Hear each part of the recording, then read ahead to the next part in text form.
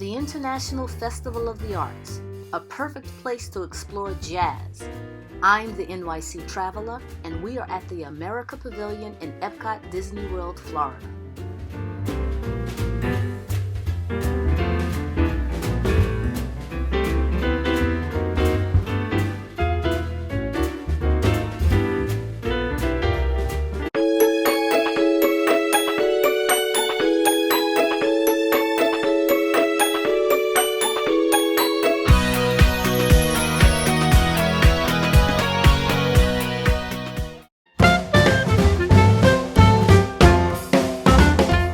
Jazz music was born in the United States of America. Disney celebrated this with an exhibit in the America Pavilion based on the Disney and Pixar film Soul, which used jazz as its backdrop.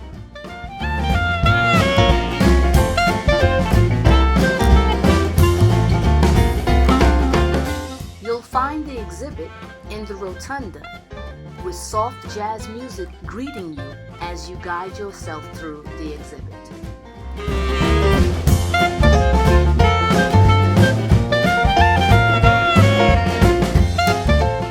Many cities contributed to the development of jazz. New Orleans, Chicago, New York, and Los Angeles are highlighted here, as well as San Juan, Puerto Rico. Many types of music and cultures are part of jazz, which makes it so unique. Blues, ragtime, and spirituals also helped to create our musical contribution to the world. It's hard to put an exact year when jazz began. In typical jazz style, it was improvised. You might say it began with slave musicians. Since they could not read or write for the most part, any music they learned was probably adapted and adjusted as they played instruments like the fiddle, playing by ear rather than reading musical notes.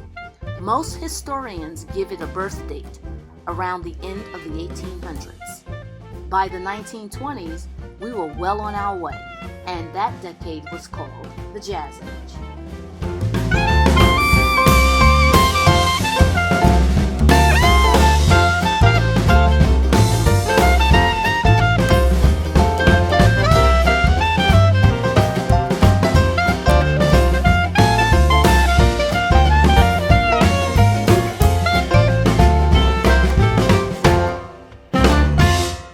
By playing and jamming together, many musicians helped to develop jazz. Jelly Roll Morton likes to take credit as the inventor of jazz.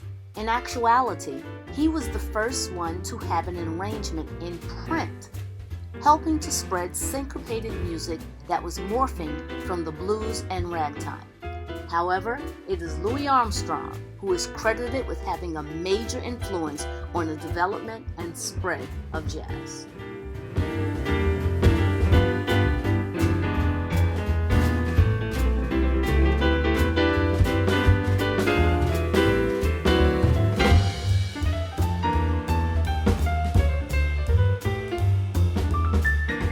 During the 1930s in the United States, many African Americans migrated from the South up to the North through the Mississippi Delta, and they brought jazz with them.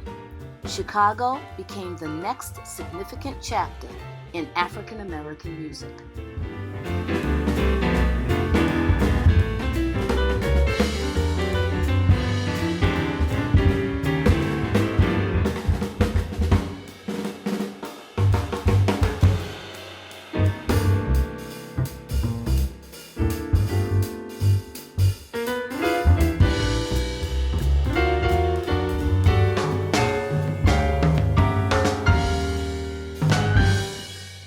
If New Orleans is considered the birthplace of jazz, and if Chicago is considered the childhood, with other cities filling in for the adolescents, such as Boston, Detroit, Philadelphia, St. Louis, and Memphis, then jazz came of age in New York City.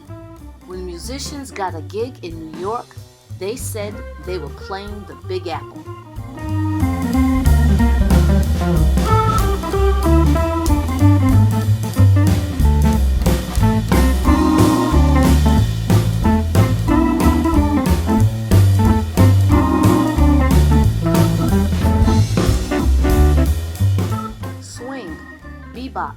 big band sound was able to reach popularity through the radio and the very, very, very popular jazz clubs of New York City.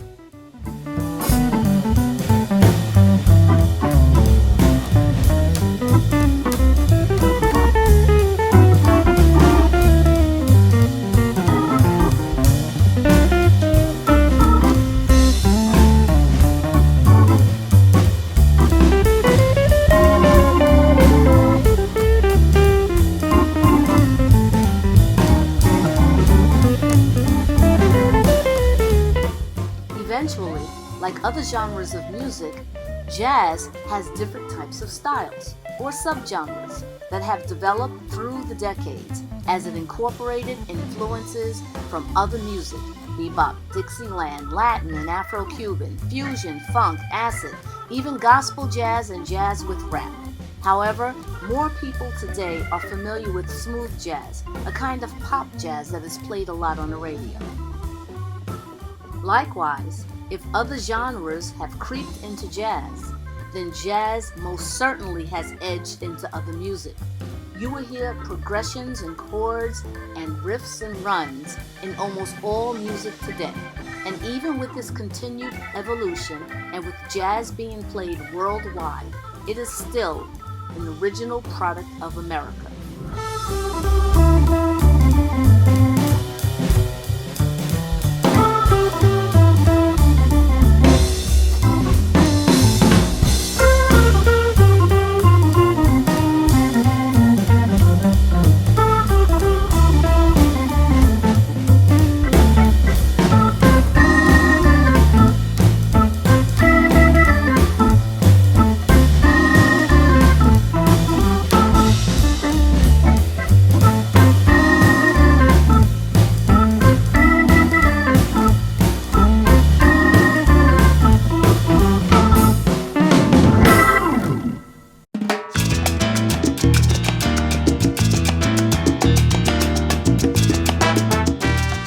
Celebrating jazz as an American form of music, we can't forget our territories.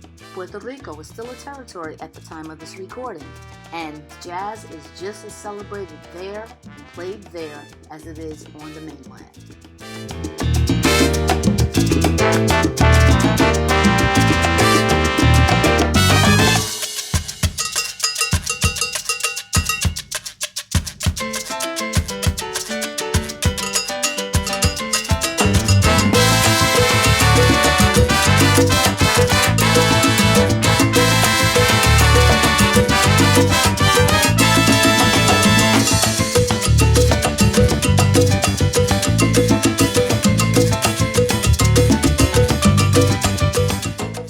Celebration is continuing in Disney Springs with a salute to many artists.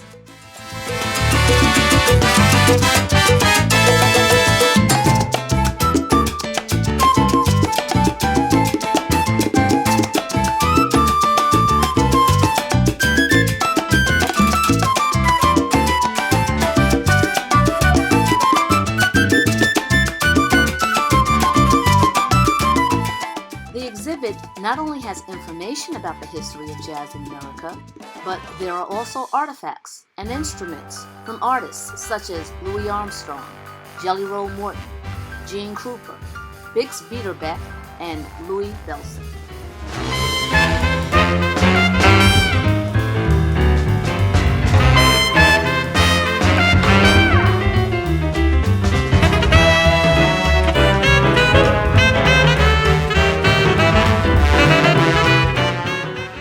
Traveling and touring with us through the world of jazz.